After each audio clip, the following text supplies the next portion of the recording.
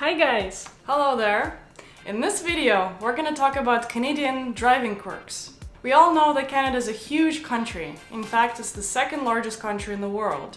And that means that the distances are enormous. So chances are you're much more likely to have a car when you move to Canada. After all, according to statistics, an average Canadian household owns 1.5 cars. And even if you live in a big city with a well-developed public transport system like Toronto, you would still probably need a car to be able to get away during the weekends to enjoy the beautiful nature of Canada. So naturally, you will have to get a driver's license, and you will also have to learn about the driving peculiarities in Canada. And that's what we're going to talk about. 6 interesting facts you should know about driving in Canada. Let's jump right into it. So first of all, you should know that Canadian signs are different from European and Asian. They're different in shapes, they're different in symbols, so if you are used to your local signs, we highly recommend you read a road sign manual before you travel to Canada. Some signs can be very confusing, especially those in relation to parking. To me, it's a whole separate chapter that needs further studying. This picture is a typical parking indication on a Montreal street. Now go figure what exactly this is supposed to say and whether or not you can park here. If you're like me, I would just give up and go ahead and find a quiet street with less parking signs on it. If you don't want to give up, my suggestion is to pay attention to the arrows. They usually indicate whether you're not supposed to park before or after the sign pole. Canada is a country filled with animals, so be prepared to see signs like this. And there is a certain place in heaven reserved for these marvelous signs. Or in hell, depends on how you look at it. Traffic lights are also pretty funky. When I came to Canada, I was completely confused by the pedestrian traffic lights. And in fact, as it turns out, I was kind of breaking the rules. Some lights would just have a red hand, and sometimes the hand would be blinking. So naturally, I was crossing the street sometimes when the red hand would be blinking because I thought it's almost like the hand is kind of waving at you and says like, hey, cross the street. Well, I was wrong. Needless to say, the red hand in any shape or form means do not cross the street. One should also not get confused by the green light because the regular green traffic lights are generally reserved for vehicles. So if you want to cross the street and you see a green light and there's no pedestrian light nearby, it might not be safe to cross the street or to cross the intersection in that area. You have to find a traffic light that has a walking or a pedestrian traffic light. And to make things even more confusing, in British Columbia, for instance, there's a flashing green globe light that's used at an intersection or pedestrian crossing, which means that you can cross and then the cars are required to stop to let you cross the street. To add a cherry on this traffic light cake, the red light in Canada doesn't always mean what you expect it to. For instance, generally in North America, you are allowed to turn right on the red light, provided that it is safe to do so. However, Montreal Island, and only the Montreal Island, is the only place in practically entire North America where you're not allowed to turn right on the red light. So my general advice here is to always read the rules of the province and the city that you're traveling to. And coming back to the pedestrian lights, you should always watch out for a white walking man if you want to cross the street. I shall not comment on the fact that the walking man is white.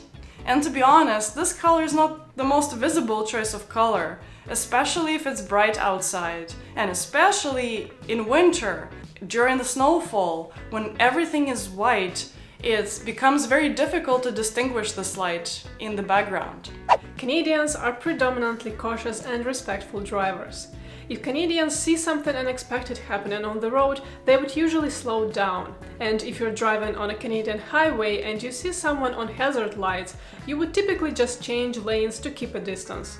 Canadian drivers are generally very cautious, which is a good thing, because you feel safe on the road, that no one will make unexpected and sudden moves and just behave stupidly on the road. Canadian drivers also generally respect the laws and signs, keeping up with all the stop signs, speed limits, so their driving is predictable and you know what to expect. Well, of course there are occasional daredevils storming through on highways or revving up their cars, striving to overcompensate for a lack of other skills, but that's more exception than the rule. The only exception to this rule would probably be the province of Quebec. Drivers there, to me, seem a little bit reckless and more disrespectful. I live in Toronto, and whenever I travel to Montreal, I notice two things instantly. People like cutting you off on the highway, and they don't usually use turning lights. Shovel and brush are mandatory accessories in some provinces. If you live in Quebec and some northern provinces where low temperatures and large snowfalls are common, having a brush and a shovel in the back of your car becomes vital. And if you don't have a shovel or a brush in your trunk and the snow starts falling, you might end up in a situation where you're not even able to drive your car out of your parking spot. When I lived in Montreal, I would drive to work in the morning, park my car in the parking spot, and go to my office. And sometimes during the day, a huge snowstorm would come and it would cover up my car completely. So I'd have to spend 20 or 30 minutes sometimes just shoveling the snow just so that my car could leave the driveway. And snowfalls like this happen in northern provinces and the province of Quebec pretty frequently. So my advice to you guys, make sure you always have a shovel and a brush so that you can drive safely and drive quickly out of your driveway. Another thing you should know is that honking is not very common in Canada. In other countries, honking can be used as a means of communication between drivers. For example, when you want to greet someone, or you want to alert someone about something specific you're about to do, or just to increase awareness for other vehicles. For instance, when you're driving on narrow mountain roads. In Canada, however, honking is not very common. In fact, honking is considered to increase agitation in other drivers. In some provinces, you may even be issued a fine for honking for no apparent reason. If you find yourself downtown of a busy city like Toronto or Montreal, you would probably hear it a little more often, especially during the rush hour traffic, but even then you'd probably be surprised by how tame that honking is compared to Europe or Asia. The only exception is Prince Edward Island, where there is a law that requires you to honk when you're passing another vehicle, which makes sense to me as it increases awareness. Car theft in Canada is also a thing. Just like in any country, Canada is not special when it comes to car theft. In fact, car theft has been on the rise in Canada in the last 5 years and has become even more prevalent since the chip and car shortages. These days, some used cars can cost more than a brand new car. Some research shows that the most popular cars for car theft are Honda Civic, Honda CR-V, and the Toyota Highlander. Most recent car theft reports indicate that car thieves are becoming more and more sophisticated. And unfortunately, it's also getting easier to steal a modern car that relies heavily on technology. For instance, the push button to start. And when stolen, the cars get either pulled apart for parts to resell, or they get shipped to other countries for sale. And if you think your car is not cool enough to be stolen, the stuff that you might potentially keep inside your car might be just cool enough for the thieves.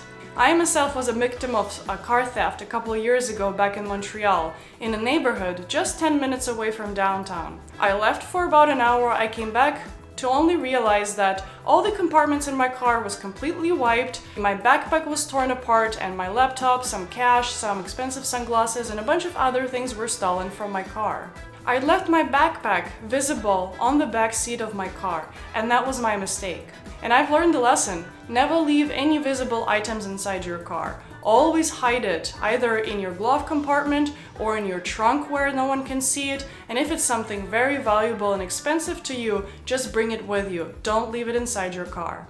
And in order to protect yourself from car theft, always park your car in a well-lit place, or even better, in a garage, and use additional anti-theft devices to either keep the thieves away or to keep your car locked and protected.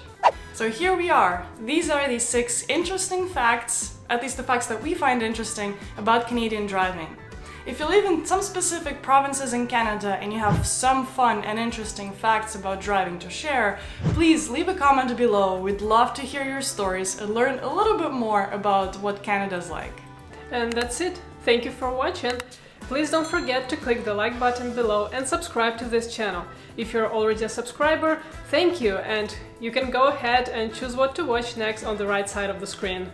And for the rest, make sure you subscribe to our channel and make sure to hit the notification bell button to make sure that you're the first to know when our next video comes out. And if you want to be more connected to us, make sure to join our Facebook group and subscribe to our newsletter on the website. And that's it for today, guys. I hope you drive safe, and we'll see you in the next video. Bye.